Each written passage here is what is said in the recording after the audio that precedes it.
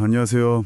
여러분이 보내주신 자료들 가지고요. 오늘은 한국 학교의 1년 생활, 그리고 또 새내기 선생님의 역할은 뭔지 좀 깊이 파헤쳐 보겠습니다. 네, 안녕하세요. 특히 그 처음 교단에 서시는 분들께는 정말 실질적인 도움이 될 정보가 많을 것 같고요.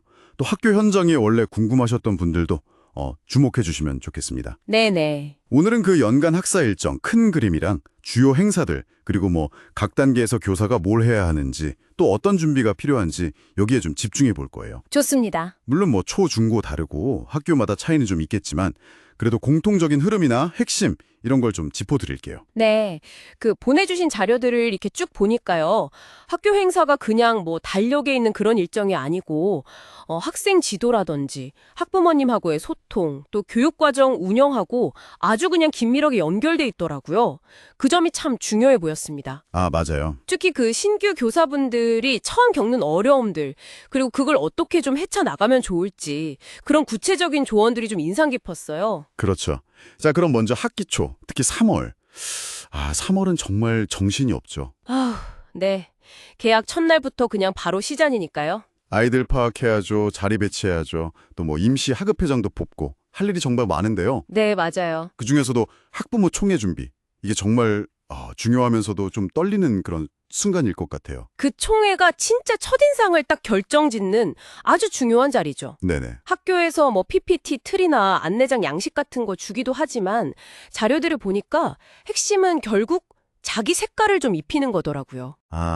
자기만의 색깔이요? 네.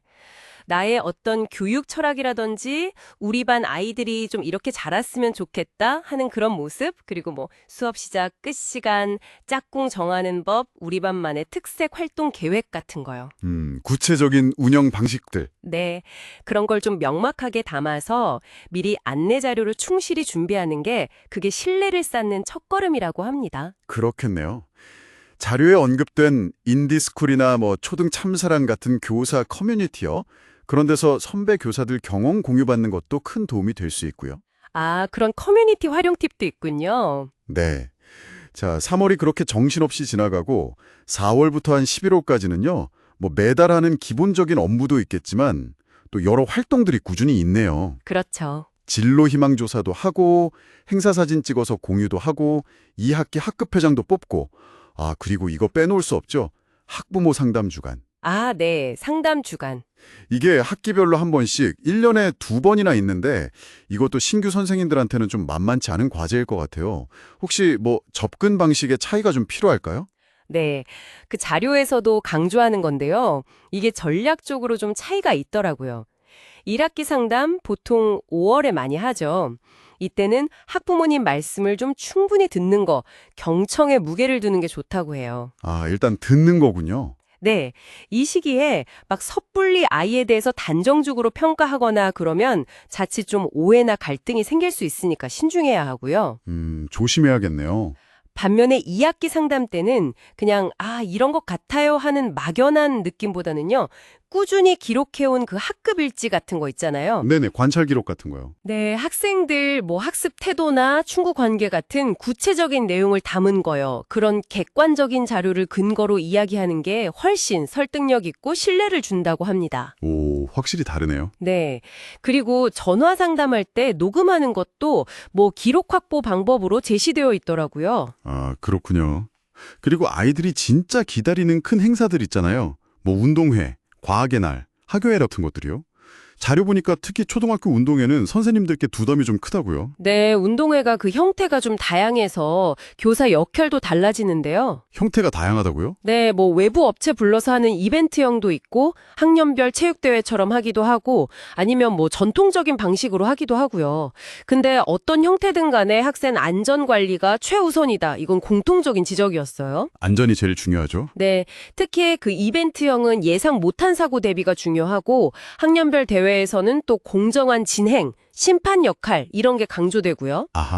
만약에 무용지도 같은 걸 맡게 되면 자료에 나온 팁처럼 유튜브 영상 같은 거 미리 좀 알려줘서 애들이 집에서 연습해오게 하는 거 그것도 효율적인 방법이라고 하고요. 오, 좋은 팁인데요? 네, 그리고 4월 과학의 날 행사 이것도 뭐 외부 부스를 운영하거나 아니면 학년별로 예선 치르고 전체 대회 하거나 방식이 다양한데 보통 신규 교사는 행사 지원이나 학생들 인솔하는 역할을 맡을 가능성이 높으니까 행사 내용을 미리 좀 파악해두는 게 좋겠죠? 네, 그렇죠. 학예회는 근데 요즘 많이 축소되거나 아니면 그냥 반별로 작게 발표회 하는 식으로 바뀌는 추세긴 한데요. 그래도 학교 전통에 따라서 큰 축제처럼 열리는 곳도 있거든요. 아, 아직 크게 하는 것도 있군요. 네. 그래서 좀 작은 규모라면 모두가 참여하고 서로 격려하는 분위기를 만드는 게 중요하고 큰 규모라면 이제 맡은 분야 지도 역량이 좀 필요할 수 있겠죠. 그렇군요. 이제 거의 연말이네요. 12월부터 2월. 한 해 마무리하고 다음에 준비하는 시기. 이때는 주로 행정 업무가 많군요. 그 학교 생활기록부 정리라던가 개인 봉사활동 확인서 취합 같은 거요. 네, 맞습니다.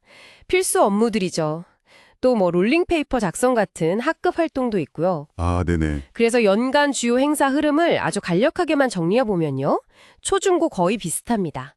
3월에 학부모 초회, 임원 선출하고 4월엔 과학 행사나 중간고사, 5월엔 체험학습이나 수련회, 네. 7월에 기말고사 보고 방학, 9월에 다시 중간고사, 10월엔 또 체험학습, 체육대회, 축제 같은 게 몰려 있고요. 11월 기말고사, 고등학생은 수능 있죠. 12월 동아리 발표회하고 또 기말고사 보고 방학, 그리고 1, 2월에 종업식하고 생기부 마감, 대략 이런 흐름입니다. 와, 정말 1년이 꽉 차 있네요. 그렇죠. 이 흐름을 좀 염두에 두고 제일 좋은 방법은 역시 전년도 자료를 참고하거나 아니면 담당 선생님께 미리 좀 여쭤보는 거. 그게 제일 확실하겠죠. 네, 역시 경험자의 조언이 최고죠.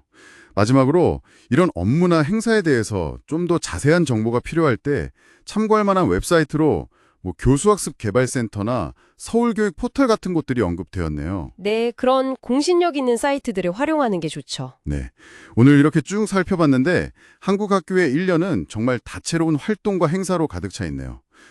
특히 새내기 선생님이라면 이 연간 흐름을 미리 좀 파악하고 학부모 총회나 운동회처럼 좀 부담될 수 있는 큰 행사들은 마음의 준비도 하고 또 실질적인 대비도 좀 해두는 게 중요하겠습니다. 네, 핵심은 결국 각 행사가 왜 열리는지 그 취지를 잘 이해하고요. 그걸 바탕으로 학생들 또 학부모님들과 긍정적인 관계를 맺고 동료 교사들과 효과적으로 협력하는 자세, 이게 아닐까 싶습니다. 그렇죠. 협력이 중요하죠. 네. 그리고 보내주신 자료들처럼 선배 교사들의 노하우, 나 여러 온라인 자료들을 적극적으로 활용하는 게 학교 생활 적응에 정말 큰 힘이 될 수 있을 거예요. 네. 오늘 저희가 나눈 이야기가 여러분의 궁금증을 푸는데 조금이나마 좀 보탬이 되었으면 좋겠습니다. 여기서 한 걸음만 더 나아가서요. 이런 질문을 스스로에게 던져보는 건 어떨까 싶어요. 학교 행사를 준비하고 또 실행하는 과정에서 어떻게 하면 학생들의 자율성이나 주도성을 좀 더 키워줄 수 있을까 하는 고민이요. 아, 좋은 질문이네요. 네. 다음 시간에 저희는 또 유익한 정보로 찾아뵙겠습니다.